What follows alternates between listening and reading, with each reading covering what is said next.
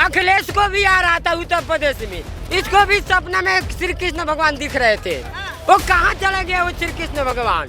ये लोग जितना सताया ना सनातन को, इन लोग को सताएगा मोदी।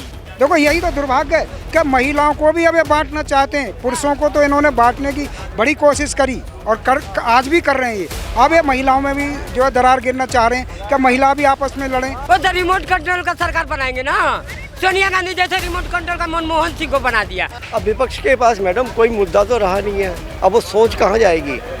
अब वो कह रहा है जी जितनी भी विपक्ष वो ओबीसी की महिला है, अरे ओबीसी ही देश को चला भी रहा है। तो कहने का मतलब ये जो लोग हैं सब अपना अपना स्वार्थ निहित है, भ्रष्टाचारी लोग हैं और इन्होंने भ्रष्टाचार कर करके देश को आगे पीछे पहुंचा दिया। जब से लोकसभा और राज्यसभा में पास हुआ है महिला आरक्षण बिल, चर्चा का विषय बना हुआ है, जहां पर कई विपक्ष के लोग तो इसका देखा जाए संपूर्ण रूप से इसके साइड में है, इसके पक्ष में है, लेकिन बहुत से लोग इसका विरोध कर रहे हैं। दरअसल ओवैसी ने जिस तरीके से इसका विरोध किया है और मुस्लिम कोटे की मांग की है कि महिला आरक्षण बिल पर मुस्लिम कोटा होना चाहिए, लेकिन इन सबके बीच अगर चर्चा की जाए तो क्या ओवैसी साहब जिस तरीके से आज मुस्लिम महिलाओं के हितैषी बन रहे हैं, ये तब कहाँ थे जब 3 तलाक लागू हुआ था और उन्होंने इसका विरोध किया था। लेकिन जनता इसको किस तरीके से देख रही है? क्या वाकई आज भी महिला आरक्षण बिल जो पास हुआ है वो एक पक्षपात का एक साफ तौर पर सबूत है या वाकई सही हुआ है? ये आज हम बात महिलाओं से नहीं करेंगे बल्कि पुरुषों से ही करेंगे और पुरुषों से जानने की कोशिश करेंगे कि वो कितने पक्ष में हैं कि वाकई महिला आरक्षण बिल जो पास हुआ है वो सही है।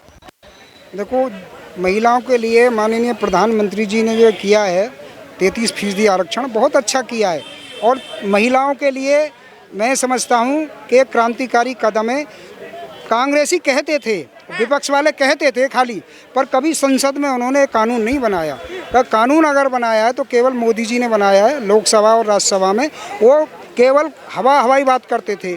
सोनिया गांधी ने भी कोशिश की पर वो हवाई बात करती थी। मुलायम सिंह तो बिल्कुल ही विरोध में थे कि महिलाओं के लिए आरक्षण नहीं होना चाहिए, पर माननीय प्रधानमंत्री मोदी जी ने करके एक निर्णायक और ऐतिहासिक काम किया है और जो कि आज तक भी 70 साल के हमारे देख रहे हैं, 75 साल हो गया हमारे देश को आज़ाद हुए, तो कोई नहीं कर पाया वो काम जो है मोदी जी ने करके दिखा दिया। पुरुष कितने खुश हैं कि वाकई अब आधी आबादी को उसका हक मिल गया? नहीं, पुरुष जो अच्छे समझदार होंगे वो सभी खुश हैं कि महिलाओं को भी उनका जो है का जो लाभ है मिलना चाहिए, वो भी इस देश की तरक्की में अपना हाथ बटाएं और पुरुष और स्त्री दोनों कंधे से कंधा मिला करके चलें।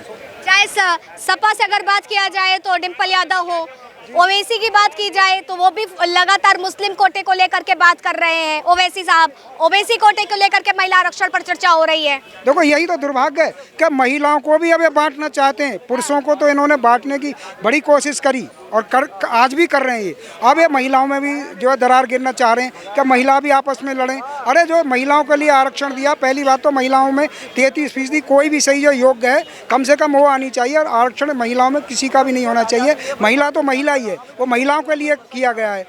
और इनको जो विपक्ष का जो काम क्या है, केवल जातिवाद की बात करना, टुकड़े टुकड़े गैंग की तरह बात करना, इनका कोई कल्याणकारी काम नहीं है, ना गरीबों से कोई मतलब है। लालू का देखो, आप जब मुख्यमंत्री, उसकी पत्नी बिल्कुल निरक्षर थी, अंगूठा लगाती थी, परंतु उसने किसी जो पढ़ी लिखी थी अपने ही उसकी पार्टी की, उसको मुख्यमंत्री नहीं बनाया। उसने केवल क्या किया, वो अपनी ही पत्नी को मुख्यमंत्री बना दिया, केवल अपना ही शासन चलाने के लिए। अभी तक तो ऐसा ही होता था, पार्षद बनी तो पार्षद, अगर महिला बनी है तो शासन जो है पति चलाता था, परंतु अब ऐसा नहीं होगा। और मोदी जी ने जो है का एक क्रांतिकारी कदम उठाया है और वो कानून भी बना दिया है। चाहे 2024 के बाद में 24 में हो या 29 में पास हो, पर ये कानून बन गया, क्योंकि लोकसभा और राज्यसभा से जब पास हो जाता है तो निसंदेह कानून बन जाता है। पर उसकी डेट जो भी दी है तो बहुत अच्छी तरह से लागू होगा और महिलाओं को उनका हक मिलेगा। कैसे देख रहे हैं, अगर बात की जाए सृष्टि को चलाने वाली एक संपूर्ण रूप से महिला ही होती है, जब महिला है तभी सृष्टि चल रही है, लेकिन जिस तरीके से विपक्ष जो है आज महिला को ही बांट रहा है ओबीसी कोटे में, एससी कोटे में, तो क्या कहेंगे? बिल्कुल सही कहा है। अब विपक्ष के पास मैडम कोई मुद्दा तो रहा नहीं है, अब वो सोच कहाँ जाएगी। अब वो कह रहा है जी जितनी भी विपक्ष वो ओबीसी की महिला है, अरे ओबीसी ही देश को चला भी रहा है। उससे और मैं बताऊं, और ओबीसी हैं कितने, ये भी मेरे पास एक रटन आया है। ओबीसी यूपी में कितने 54% है और बिहार में 61% ओबीसी, समझे ना, और राजस्थान में 48 और एमपी में 43 और छत्तीसगढ़ में 45। तो ये कौन चला रहा है? तो मुद्दा इनके पास क्या है? कुछ भी नहीं है मैडम, इनको भूल जाइए आगे जो है। कितना खुश है महिला आरक्षण बिल? सारा कुछ है। देखिए आज ही जो है ना, अगर एक घर में शादी होती है तो किस लिए होती है? घर बनाने के लिए होती है, घर आगे ऊपर बढ़ाने के लिए होते हैं, परिवार बढ़ता है, उसका नाम बढ़ता है, कोई बच्चा बड़ा हाई प्रोफाइल में आता है, ये कितना बड़ी बात है। तो ये क्या है? लगता है इधर प्रधानमंत्री जी कह रहे थे कि आने वाले समय में जो है तीसरी अर्थव्यवस्था होगी। अब तो सदन में भी लक्ष्मियों को बुला लिया है। अब स्टार्ट किया गया है। स्टार्टिंग कहाँ से किया? गणपति से किया है ना। और गणपति और लक्ष्मी जी का तो वहाँ मेल ही मेल है। गणपति जी कभी भी लक्ष्मी जी को बुला लेंगे। तो हमारे देश में कमी नहीं है आज की तारीख में, सिर्फ सोच के अंदर कमी है। अब बोले जी काम नहीं है, अब काम करने वाले की इच्छा शक्ति चाहिए। अब वो बोले सरकारी IPS बन जाओ 10वीं पास करके, तो वो भी एक इम्पॉसिबल है। अब मैडम आज की तारीख में सेल्फ में जितना इंसान रहेगा उतना खुश रहेगा। आज हिंदुस्तान का वही आने वाले टाइम में सोने की चिड़िया की तरह से भरभराएगा। और रही विपक्ष, कहीं भी धीरे धीरे नीचे ही आ रहा है, क्योंकि हर तरह से यही है। अब रहा राहुल गांधी जी, अब राहुल गांधी जी को काम मिल गया, आनंद विहार गए थे, वहाँ पे बोझ उठा रहे थे दुनिया का। अब हमें बिल्ले नंबर की है कि वो 786 दिए जाए, 382 दिया जाए। अब हम तो सरकार से ये कहेंगे उनको बिल्ला जल्दी अप्रूवल किया जाए। बेरोजगार हो चुके हैं, राहुल गांधी बेरोजगार हो चुके हैं। अरे प्रधानमंत्री बनने का सपना देख रहे हैं, आप बता रहे हैं बेरोजगार हो गए। चोर को प्रधानमंत्री राहुल बनाना चाह रहे हैं, लालू प्रसाद को। हाँ, वो थोड़े बनेंगे, वो तो रिमोट कंट्रोल का सरकार बनाएंगे ना। सोनिया गांधी जैसे रिमोट कंट्रोल का मनमोहन सिंह को बना दिया, उसी तरह राहुल गांधी भी तो रिमोट कंट्रोल का राबड़ी सरकार देवी बनाएंगे। को हम लोग से मुख्यमंत्री बनाएंगे। हम वो चर्चा सुनी आपने?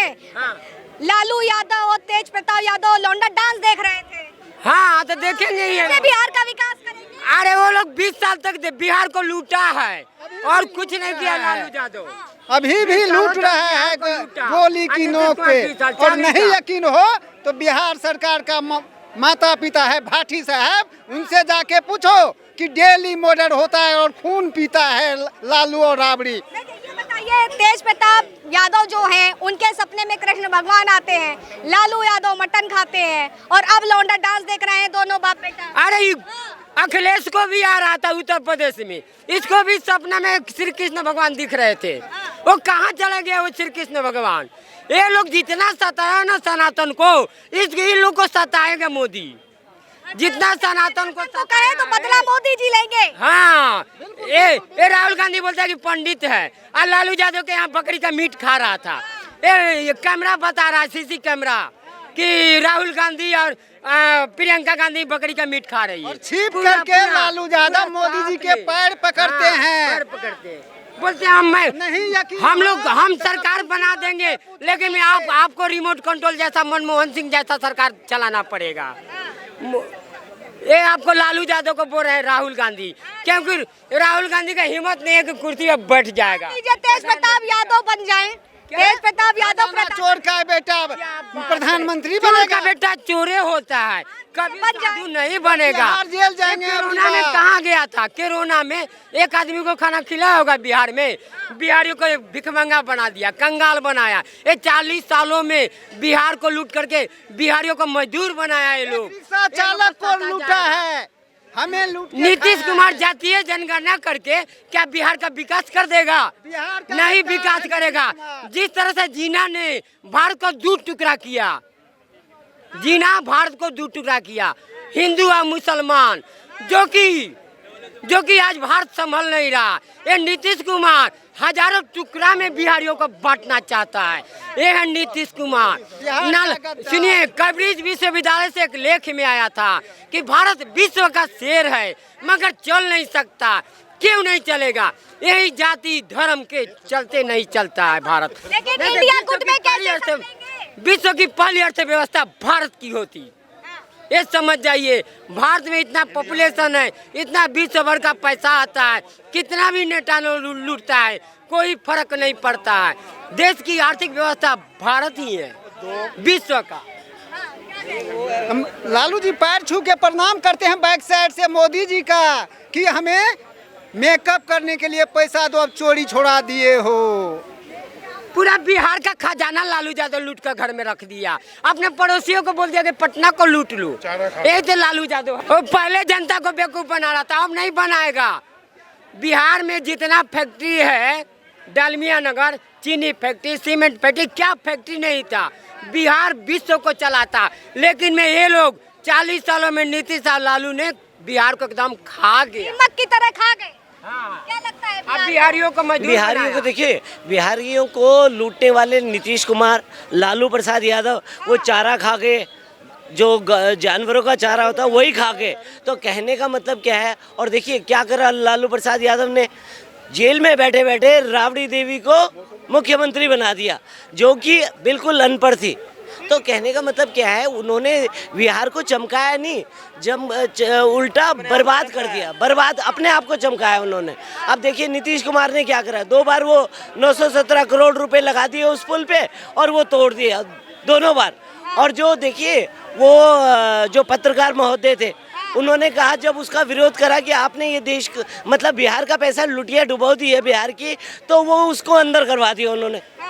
तो देखिए ये क्या है, नीतीश कुमार पलटू राम है। वो एक घोड़े पे सवार नहीं होते, कई घोड़ों पे सवार हो जाते हैं। और फिर इंडिया में कैसे चलेगी? इंडिया में कैसे चलेगी मतलब? हाँ, वही गठबंधन में कैसे? हाँ, इंडिया अलायंस बोलिए, इंडिया अलायंस बोलिए। आप गलत बोल गए, इंडिया अलायंस। हाँ देखिए वो क्या, हाँ इंडिया नहीं, देखिए वो डाउट वाली है। और उसमें सब एक दूसरे पे क्या करते हैं, शक और शुबा करते हैं। तो जब उनमें अपनी नहीं बनेगी तो मोदी जी से कहाँ टकराने वाले हैं।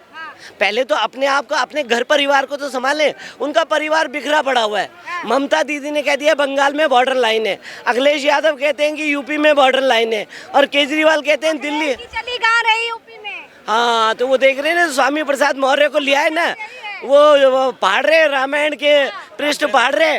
तो कहने का मतलब ये जो लोग हैं सब अपना अपना स्वार्थ निहित है, भ्रष्टाचारी लोग हैं, और इन्होंने भ्रष्टाचार कर करके देश को आगे पीछे पहुंचा दिया। ठीक है, कितना सहमत है?